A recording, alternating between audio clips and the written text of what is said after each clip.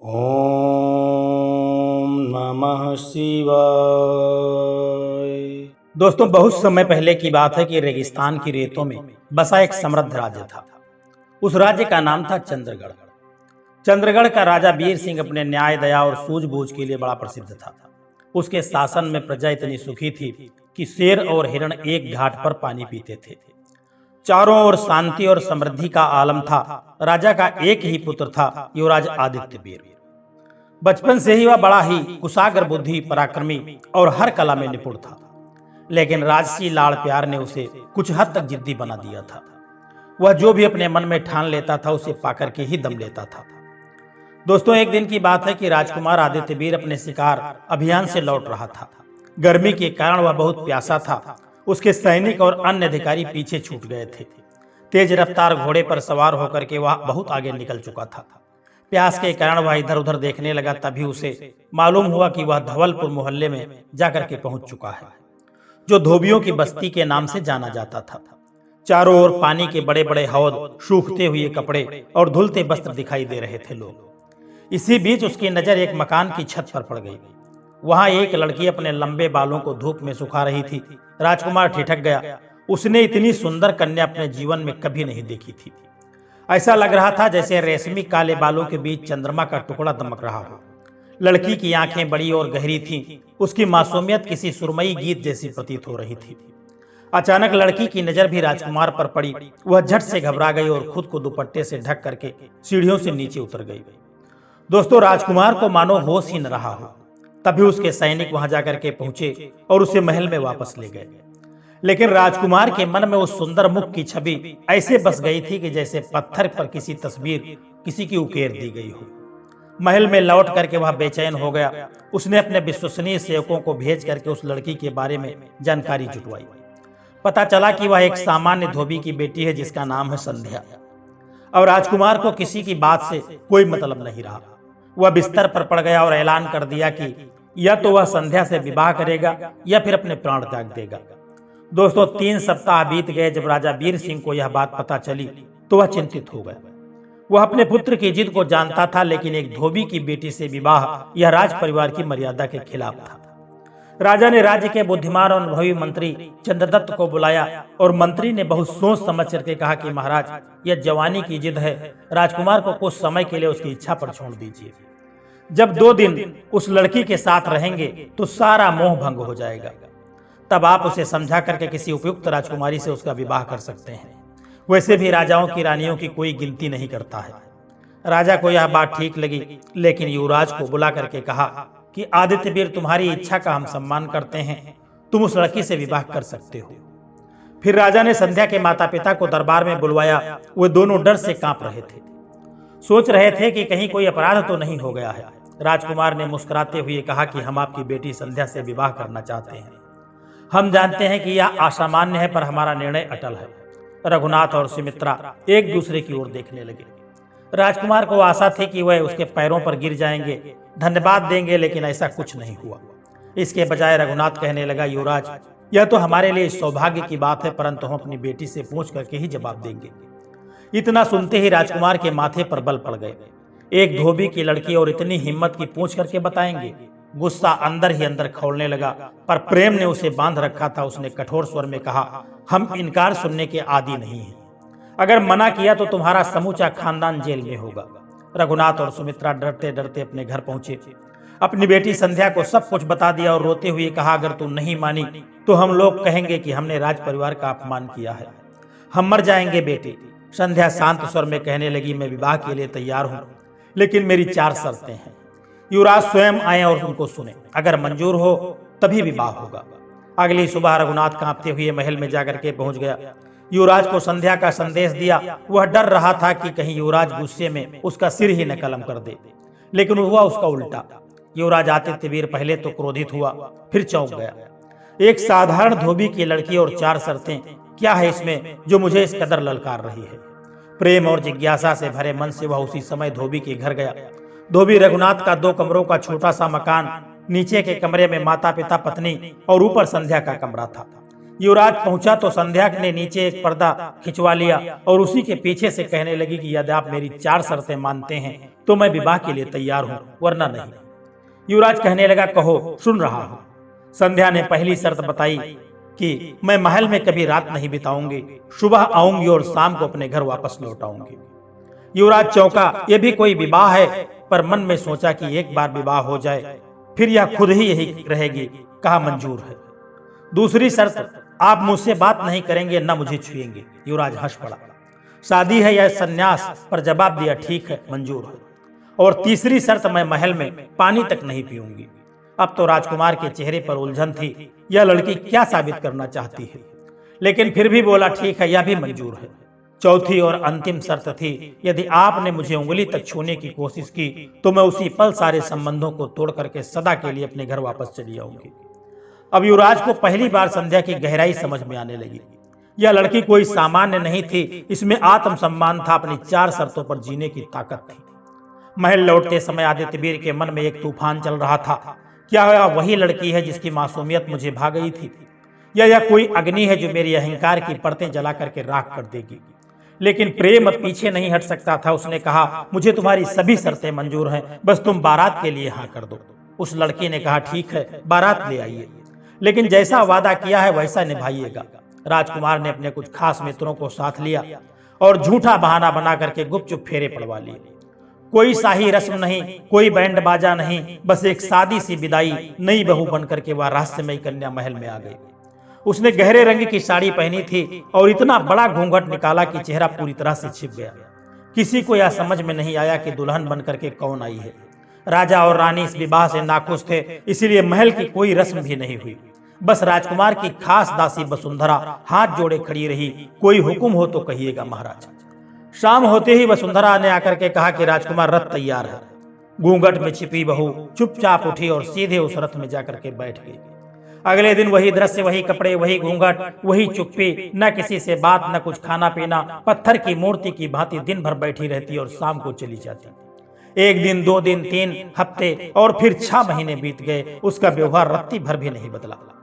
दोस्तों, अब राजकुमार ने सोचा कि वह झूठी शर्तें होंगी, लेकिन हर दिन उसे एक ऐसा सच अनुभव होता था जो उसकी अहंकारी सोच को मुंहतोड़ जवाब देता था। अब वह अपनी ही बनाई हुई शर्तों को जंजीर में कैद था। जिस चेहरे की एक झलक के लिए उसने सब कुछ दांव पर लगा दिया था, उस चेहरे को देखने तक की अनुमति नहीं थी।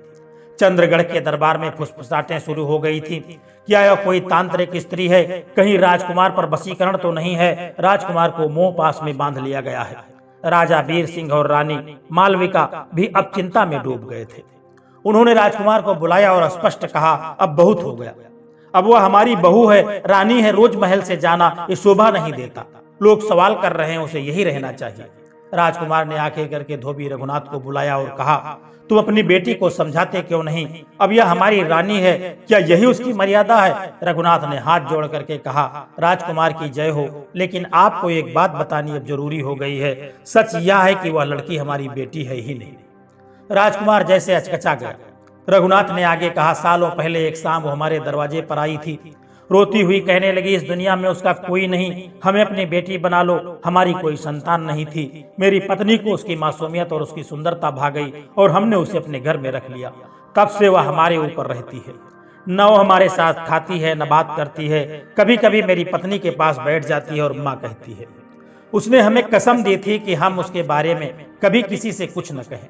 अब वो आपकी रानी है, हमारा उस पर कोई अधिकार नहीं है। हम केवल निमित्त थे, कृपा करके हमें क्षमा कर दें। यह कह करके रघुनाथ वहां से चला गया। अब राजकुमार एक गहरे संकट में था। जिस स्त्री से प्रेम किया वह कौन है, क्यों आई, क्यों रह रही है इस तरह? क्या वो कोई देवी है या कोई रहस्य? उसका मन दरबार, राजपाट, ऐश्वर्य इन सब से ऊब चुका था। एक दिन उसने केवल अपनी दासी वसुंधरा को बताया, मैं जा रहा हूं, न पूछो कहां, न पूछो कब लौटूंगा, किसी को मत बताना, बस यह कहना कि युवराज साधना पर गए हैं। वसुंधरा की आंखें नम थी, लेकिन उसने सिर झुका दिया। राजकुमार आदित्यवीर ने अपना घोड़ा मालिया पर्वत की तरफ मोड़ दिया और वहां जहां हिम की चादर ओढ़े शांत जंगलों में सिर्फ हवाएं बहती थी। कई सप्ताह तक वह भटकता रहा। भूख, सर्दी, थकावट सब उसकी संकल्प शक्ति के सामने हार मानते गए। एक रात जब बर्फबारी तेज हो रही थी, वह एक पुरानी गुफा की तलाश में भटकने लगा। शायद वहां कुछ शांति मिले, कुछ उत्तर मिले। बरसात की रात थी और आदित्यवीर बर्फ से ढकी चट्टानों के बीच ठंड से कांपते हुए आगे बढ़ रहा था। भूख, थकावट और निराशा उसे लगभग मूर्छा की अवस्था में ले जा रही थी। तभी दूर पहाड़ से एक कोने में हल्की सी रोशनी दिखाई दी। वह धीरे धीरे उस ओर बढ़ा। पास जाकर के देखा तो एक प्राचीन गुफा जिसके अंदर एक दीपक जल रहा था। उसकी बत्ती लगभग 1 गज लंबी जल चुकी थी और लगभग उतनी ही अभी शेष थी।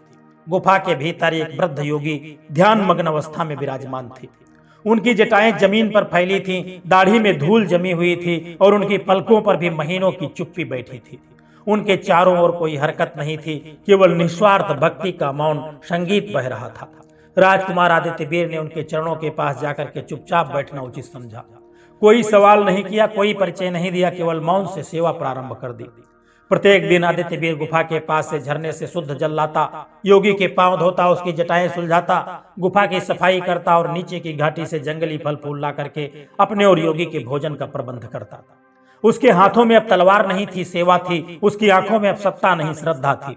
ठीक 1 महीने के बाद जब दीपक की बची हुई बत्ती भी आधी जल चुकी थी, योगी ने धीरे धीरे अपनी आंखें खोली। उनकी दृष्टि सीधे राजकुमार पर जाकर के पड़ गई, जो हाथ जोड़ करके नीचे बैठा हुआ था। योगी ने मुस्कुराते हुए कहा, बच्चा तू चंद्रगढ़ का युवराज आदित्यवीर है, इस तपोवन में तेरा क्या काम है? राजकुमार की आंखें नम थी। वह कहने लगा कि महाराज, यदि आप जानते हैं कि मैं कौन हूँ तो यह भी जानते होंगे कि मैं क्यों आया हूँ। अब वापस जाने का मन नहीं होता, महल सत्ता सब बेमानी लगता है। उस योगी ने कहा कि बेटा, योगियों से कुछ भी छुपा नहीं है। तूने उस कन्या से विवाह करके गलती की है, पर वो गलती भी तुझे कुछ सिखाने ही आई थी। लेकिन तूने जिस श्रद्धा से हमारी सेवा की है, हम तुझे खाली हाथ नहीं जाने देंगे। इतना कहकर के योगी ने दीपक की बची हुई बत्ती की राख माटी के पात्र में रखा और कहा, ले इसे माथे पर लगा, इससे तू सबको देख सकेगा पर कोई भी तुझे नहीं देख सकेगा। और जब वह कन्या लौटने लगे, उसके साथ साथ चलना, तेरे हर सवाल का जवाब तुझे आज ही मिल जाएगा। योगी ने आशीर्वाद देते हुए कहा, जाओ बेटा, अब तेरे मन की मुराद पूरी होगी। राजकुमार ने राख को कपड़े में बांधा, झोले में रखा और योगी को साष्टांग प्रणाम करके गुफा से बाहर निकल पड़ा। महीनों के बाद जब वह चंद्रगढ़ लौटा तो अब वह वैसा राजकुमार नहीं था। उसके वस्त्र फटे हुए थे, शरीर थका हुआ था, चेहरे पर लंबी यात्रा की धूल थी और आंखों में गहरी शांति थी। महल की एकमात्र दासी वसुंधरा उसे देख करके सन्न रह गई। राजकुमार, आप कहाँ थे? क्या हाल बना रखा है आपने? राजा और रानी रोज पूछते थे। मैं कहती थी कि आप यात्रा पर हैं, लेकिन आज आप सच में किसी ही और दुनिया से लौट के लगते हैं आए हैं। राजकुमार मुस्कुराने लगा। उसने स्नान किया, बाल कटवाए, भोजन किया और पूछा, क्या मेरे पीछे भी वह रोज इसी तरह आती जाती थी? वसुंधरा कहने लगी, 1 दिन का भी अंतर नहीं पड़ा।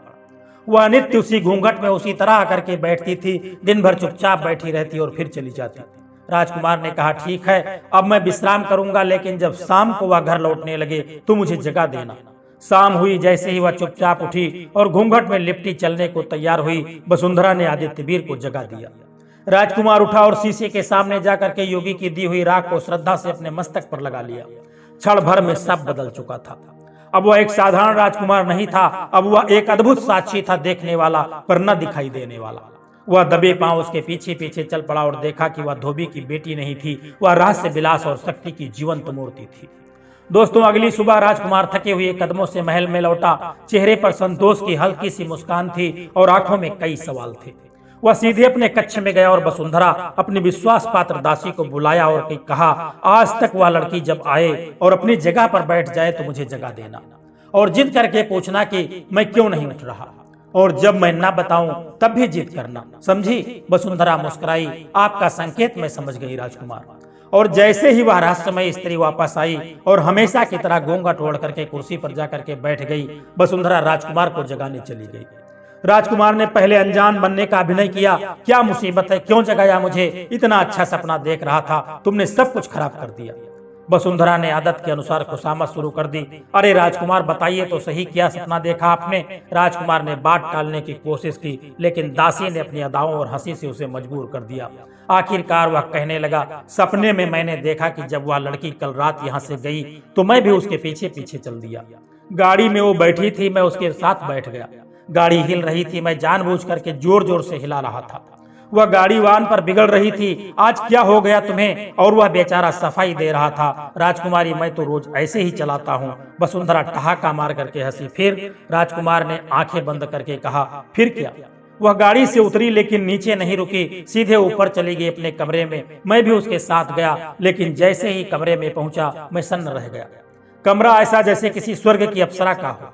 सोने चांदी से सजा हुआ कालीन, जड़ाऊ पर्दे, खुशबू से महकता हर कोना। वह घर तो धोबी का नहीं हो सकता, ऐसा महल तो मैंने अपने जीवन में कभी नहीं देखा। वसुंधरा की आंखें फैल गई। फिर क्या हुआ? राजकुमार ने रहस्यमय स्वर में कहा। फिर मैंने देखा कि वह लड़की जो साल भर से एक ही साड़ी पहने बैठती है, उसने वो साड़ी ऐसे उतार करके फेंकी जैसे कोई फटे हाल वस्त्र हो। नौकरानी ने कहा, हमाम तैयार है। नौकरानी बोली, हाँ राजकुमारी, गर्म पानी तैयार है। वो हमाम में चली गई और मैं भी। वसुंधरा ने आंखें तरेरी, राजकुमार आप भी हमाम में चले गए? राजकुमार मुस्कुराया, अरे मैं तो ख्वाब में था, ख्वाब में सब कुछ संभव है। और फिर मैंने सोचा इतने दिनों से अच्छा स्नान नहीं किया है, चलो आज राष्ट्रीय स्नान ही सही। वो एक कटोरा पानी अपने ऊपर डालती, मैं 4 कटोरे डाल लेता। वो हंसती डांटती, इतना पानी क्यों खत्म कर रहे हो? इससे शरीर का साबुन भी इसके नहीं छूटा था कि पानी खत्म हो गया। इसने अपनी नौकरानी को आवाज लगाई, आज पानी इतना कम क्यों रखा? नौकरानी कहने लगी, मैं तो रोज इतना पानी रखती हूँ, उतना ही रखा है। इसने 3 बार पानी मंगवाया और फिर भी पूरी तरह से नहा नहीं पाई। मुझे देख देख करके हैरान हो रही थी।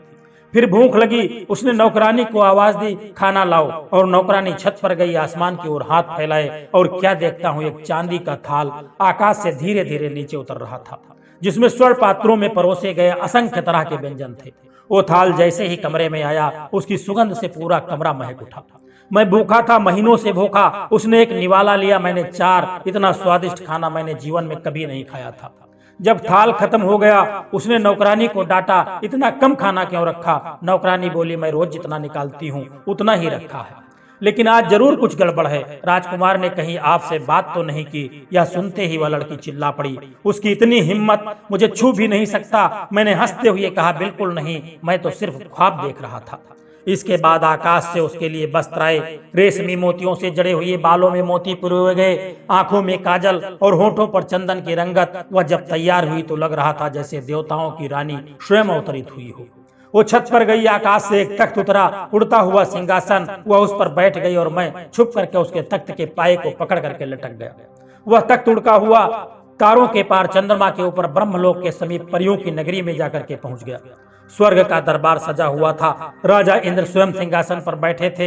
एक से एक परियां उस लड़की के स्वागत में खड़ी थीं, जैसे ही वह सबकी रानी हो। नृत्य का आयोजन था, परियां नाच रही थी, मगर सबकी नजरें केवल उस पर थी। जब उसकी बारी आई तो मैं पीछे से चुपचाप तबले वाले के पास जाकर के पहुंच गया और कहने लगा, भैया बहुत बजा लिया, अब मुझे मौका दो। वो थका हुआ था, उसने तबला मुझके मेरे पास छोड़ दिया। मैंने तबला बजाना शुरू किया और मेरी थाप पर वो ऐसी नाची जैसी स्वयं वह कोई असली नृत्यांगना हो, अप्सरा हो, अपनी लीला दिखा रही हो। पूरा स्वर्ग मंत्र मुग्ध हो गया। इंद्रदेव स्वयं उठे और अपनी रेशमी रूमाल इनाम में दिया। वो लड़की मुस्कुराई, झुक करके रूमाल लिया और मेरी ओर बढ़ी, जैसे जानती हो कि मैंने तबला बजाया हो। मैंने वह रूमाल जल्दी से लिया और वही सपना टूट गया। यह सुनते ही महल में बैठी वह रहस्यमय स्त्री धीरे से राजकुमार की ओर मुड़ी। पहली बार वसुंधरा आप भी रोमांचित थी। राजकुमार ये सपना था या कोई सच? राजकुमार ने मुस्कुरा करके कहा, ख्वाब की चीज कहीं दिखाई जाती है भला? वसुंधरा जिद पर अड़ गई, राजकुमार अगर आप सच में तबला बजाते थे और इनाम में रूमाल मिला था तो दिखाइए। राजकुमार ने बात टालनी चाहिए, लेकिन वसुंधरा शरारत से झपट करके उसकी जेब में हाथ डाल दिया। उसने जो निकाला वो एक रेशमी चांदी की जाली से कढ़ा हुआ इंद्रदेव के चिन्ह वाला रूमाल था। यही तो रूमाल नहीं है? राजकुमार बनावटी गुस्से में बोला, यह तो बहुत जिद्दी है, मानती नहीं ना? हाँ यही तो था, पता नहीं मेरी जेब में कहां से आ गया। धोबी की लड़की का दुपट्टा छोटा हो गया। वो पूरी तरह उनकी तरफ मुड़ चुकी थी। वसुंधरा ने फिर कहा, सुनाइए राजकुमार, फिर क्या हुआ? राजकुमार कहने लगा, होना क्या था, राजा इंद्र ने इसे दोबारा नाच करने की फरमाइश की। फिर मैंने ढोल संभाला, जितना अच्छा मैंने ढोल बजाया उतना अच्छा यह नाचती रही। राजा इंद्र ने खुश होकर के अपनी अंगूठी इनाम में दे दी। इसने झुककर उनके पांव छुए, सबको अंगूठी दिखाई, फिर तबला बजाने वाले के पास डाल दी। वह भी मैंने उठा करके जेब में रख ली। वसुंधरा फिर जिद करने लगी, दिखाइए राजकुमार, हमें भी दिखाइए, वह कैसी अंगूठी थी। राजकुमार दासी वसुंधरा से कहने लगा, तू तो बेवकूफ है, अब एक चीज सही हो गई इसका मतलब यह नहीं कि सारी बातें सही निकल जाएं। दासी पूछने लगी, राजकुमार क्या यही अंगूठी है? राजकुमार बोला, अरे हाँ यह तो यही थी, लेकिन मेरी जेब में कहां से आ गई? वसुंधरा ने इशारा किया। धोबिन की लड़की का घूंघट ऊपर उठ चुका था, लेकिन राजकुमार और दासी ऐसे दिखा रहे थे कि जैसे उन्होंने कुछ देखा ही नहीं। दासी ने फिर पूछा कि क्या हुआ। राजकुमार ने कहा कि मैंने भी तबला बजाया तो जान लगा दी और यह ऐसा नाची कि जिसका जवाब पूरे परियों की दुनिया में नहीं था। नाच खत्म हुआ, राजा इंद्र खड़े हुए। राजा इंद्र दरबार से उठ करके गए और यह भी भाग करके उड़न खटोले पर बैठ गई। जल्दी में अपना ही इनाम तबला बजाने वाले से इसने नहीं लिया। सोचा होगा कि कल ले लेगी, इसे क्या पता था कि वह सब तो मेरे पास था। इसका तख्त उड़ा और मैं फिर इसके पंख से लटक गया, उसके पावे से, और बस यहीं तक देखा था कि तूने आकर के मुझको जगा दिया। दासी कहने लगी, राजकुमार अब वह हार भी दिखाइए। राजकुमार ने कहा, अरे दासी, वह ख्वाब था, हार मेरे पास कहां से आया। लेकिन दासी नहीं मानी और राजकुमार की दूसरी जेब में मोतियों से हार निकालते हुए पूछा, क्या यही हार है। अब तो धोबी की लड़की कुर्सी से उठ करके राजकुमार के पास आ गई और बोली, राजकुमार अब तो आप जान ही गए होंगे कि मैं धोबी की लड़की नहीं हूँ, मैं परियों की दुनिया की एक परी हूँ। अब मेरी कहानी भी सुन लीजिए। परियों की दुनिया में मुझसे ज्यादा अच्छी नाचने वाली और कोई नहीं थी। राजा इंद्र रोज मेरा नृत्य देख करके ही दरबार करते थे। एक रात मेरी जब तबीयत खराब थी, सिर में बहुत दर्द था, राज दरबार से बुलावा आया तो मैंने मना कर दिया।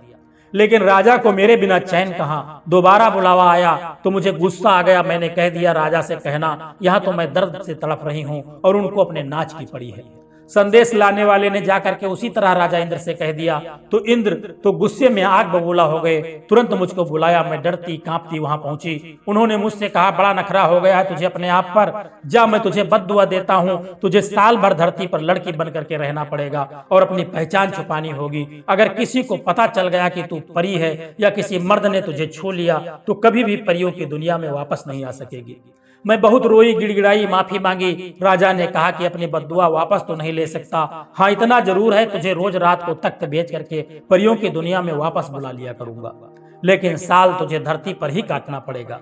मेरे पंख नोच लिए गए, मुझे धरती पर फेंक दिया गया, मेरे साथ मेरी दासी को भी धरती पर आना पड़ा। मैंने अपने लिए धोबी का घर पसंद किया और धोबी की लड़की बन करके रहने लगी ताकि किसी को मुझ पर शक न हो। लेकिन मेरी किस्मत में आपकी सेवा करना लिखा था। कल मेरी सजा का 1 साल पूरा होने वाला था, मुझे मेरे पंख वापस मिल जाने वाले थे और मैं वापस परियों की दुनिया में चली जाती। आपको मेरी असलियत कभी पता न चलती। आप यही समझते कि मैंने बेवफाई की और भाग गई, लेकिन सब खत्म हो गया। अब आप ही मेरे मालिक हैं और मैं आपकी नौकरानी। राजकुमार ने उस लड़की को यह हैरान कर देने वाली कहानी सुनी और फिर अपनी दुल्हन को लेकर के राजा और रानी के पास गया और सारी कहानी सुना दी। राजा को जब यह पता चला कि उसकी बहू धोबी की लड़की नहीं बल्कि इंद्रलोक की अप्सरा है तो उसकी खुशी का कोई ठिकाना नहीं रहा। उन्होंने धूमधाम से बेटे की शादी फिर से की और खुशियां मनाई। दोस्तों, इस रहस्यमयी और भावनात्मक कथा से हमें एक बहुत गहरी सीख मिलती है। प्रेम सिर्फ रूप, जाति या प्रतिष्ठा से नहीं होता। सच्चा प्रेम सेवा, समर्पण और विश्वास से होता है। राजकुमार ने अपनी जिद से नहीं बल्कि अपनी सेवा से उस परी का दिल जीता था, और वह अप्सरा जिसने अपनी शक्ति, सुंदरता और आत्मसम्मान होते हुए भी एक साधारण जीवन जिया, यह सिखाती है कि विनम्रता में असली दिव्यता छिपी होती है। जब हम निस्वार्थ भाव से किसी की सेवा करते हैं तो ईश्वर खुद हमारी नियति बदल देते हैं। जिंदगी में अगर प्रेम हो, धैर्य हो और नियत साफ हो तो भी मिल सकता है जो हमारे भाग्य में नहीं लिखा होता है। दोस्तों, इसीलिए कभी किसी को उसके बाहरी रूप या हालात से मत आकिए। क्या पता वो कोई परी हो। कर्म की शक्ति और प्रेम की पवित्रता जीवन को आनंदमय बना देती है। अगर आपको यह कहानी पसंद आई हो तो कृपया वीडियो को लाइक करें, शेयर करें और चैनल आनंदमय जीवन को सब्सक्राइब जरूर करें। घंटी दबाएं ताकि अगली प्रेरणादायक कहानी आप तक सबसे पहले पहुंचे। आपका दिन मंगलमय हो। जय श्री कृष्णा। राधे राधे।